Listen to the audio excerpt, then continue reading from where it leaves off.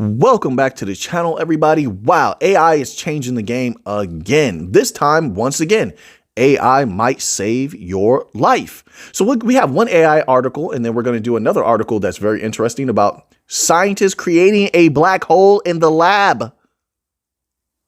Right. I know I had the same reaction, but we'll get there in a moment. All right. So this article is titled, AI generates 3D city maps from a single radar image. It says, in the hours after a major disaster, these maps could save lives. Yes, it could. See, now this is what I like.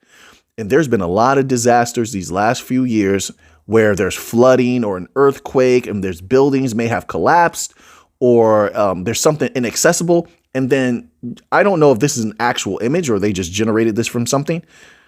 But, oh no, it says 3D maps created from synthetic aperture radar images could assist relief efforts soon after major disasters. This image is provided by the University of Bundeswehr Munich. All right, so as I'm looking at this image, if this is indeed, I'm to take it to be an actual image, it might not be, but you would be able to see the flooded areas. You would be able to see the buildings that have collapsed. You know, I wonder if it's just a still image or if it's actual video. It's a video image that can give you, like if they had a satellite overhead and they could constantly just shoot different scans, would it be able to see people moving around? See, because then you would be able to find anyone who's injured or maybe people trying to rescue each other. And then you could get in there and help them a little bit better. But this has huge implications, huge. It says, a new machine learning system can create height maps of urban environments from a single synthetic aperture radar image, potentially accelerating disaster planning and response. That's what I was just saying. Aerospace engineers at the University of Bundeswehr Munich claim that their SAR2 height framework is the first to provide complete, if not perfect, three-dimensional city maps from a single SAR satellite. Imagine what they could do with multiples. It says when an earthquake devastates a city, information can be in short supply. With basic services disrupted, it can be difficult to assess how much damage occurred or where the need for humanitarian aid is greatest. Aerial surveys using LiDAR systems provide the gold standard for 3D mapping. But such laser ranging systems are expensive to buy and operate even without the added logistical difficulties of a major disaster. Remote sensing is another option, but optical satellite images are next to useless if the area is obscured by clouds or smoke. Synthetic aperture radar, on the other hand, works day or night. Wow. Whatever the weather, SAR is an active sensor that uses the reflections of signals beamed from a satellite toward Earth's surface. The quote synthetic aperture unquote part comes from the radar using the satellite's own motion to mimic a larger antenna to capture reflected signals with relatively long wavelengths. Wow. So that's extremely impressive. I like a lot of these positive, healthy directions that AI is taking. So now I want to get onto this article here because I found this extremely interesting, right? I read a lot of different research articles early in the morning before I have to start my day.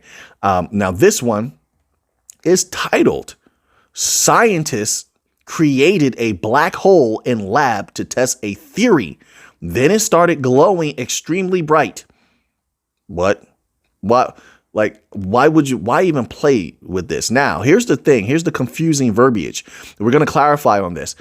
Now, they're calling this a simulation. But what they actually did, you know, when I think of simulation, I think, oh, it's in a computer or something. No, that's not what they did. They took a cadre of atoms and put them all in a line to create this so-called simulation. So they're playing with real stuff. It says, well, let me scroll down because then they go into black holes. But I think we all know what a singularity, a black hole is. So let's scroll down here. It says these scientists have used a chain, I told you, real stuff, used a chain of atoms in a single file to simulate the event horizon of a black hole and experience what is known as, quote, the Hawking radiation, unquote. The phenomenon can be described as particles born from disturbances in the quantum fluctuations caused by the black hole's break in space-time. Listen, I mean, at what point, like, I know that you're using atoms and it's not a real black hole, but even you're calling it a simulation. At what point, if you're looking at this type of activity and is glowing, do you become concerned? The researchers believe that the simulation can help resolve the friction between two conflicting frameworks that describe the universe, i.e. the general theory of relativity and quantum mechanics. The general theory of relativity, also known as Einstein's theory of relativity, describes the behavior of gravity as a continuous field known as space-time. Quantum mechanics describes the behavior of particles using mathematics of probability. I lean more towards quantum mechanics side, right? So here it says, for a unified theory of quantum gravity that can be applied universally, the relation between these two theories needs to be found first. Black holes may be the answer to the question. At a certain distance from the black hole center, even the speed of light can't escape due to the incredible density that we all know. This distance that varies based upon the mass of the black hole center is known as the event horizon. What happens when something enters a black hole event horizon is unknown. However, in 1974, Stephen Hawking said the interpretations of quantum fluctuations caused by the event horizon of a black hole are quite similar to thermal radiation. Is there anyone else besides myself out there that absolutely loves reading this type of information, and it feels like, I don't know, it feels like you're getting nutrients or you're getting wiser as you read this? You're like, oh man, I love this. Like, you feel like you know something others don't. I don't know. Just reading it, it makes me feel great.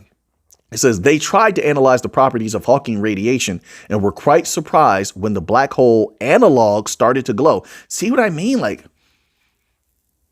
how do you stop that? So then how do you stop it from glowing? What is the result? Hawking radiation is an odd phenomenon as it causes the black hole to glow, while the event horizon of a black hole is supposed to be an area from which even light cannot escape. All right, we're going to leave off there. If you want to read the rest of that, that is on good.is/scientist. All right. Very interesting stuff going on. We'll cover a little bit more of this in maybe one of the upcoming videos. So now that you have that information, everyone, take care.